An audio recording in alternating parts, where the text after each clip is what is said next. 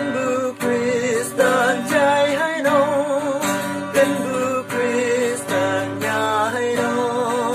cần bu Kristan như hay ba khi bác thơ mày ra sân nhà khi yo lang chiếng lông xa quang ao hà la chiếng sẽ kada sang lô la nhụy chiếng nghe la yung muôn đăng đơ mam sẽ bay cây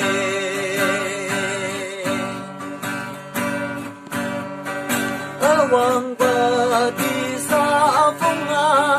ở leng nhi mẹ nhang ngô na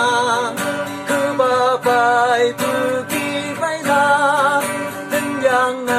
tại ta ngô ya khi la chiếng lông xa quang ao hà la chiếng sẽ là cả đã sa ngô la nhụy chiếng nghe la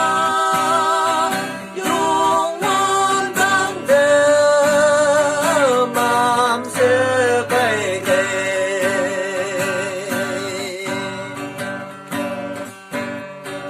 ca vang ở hà yu nhi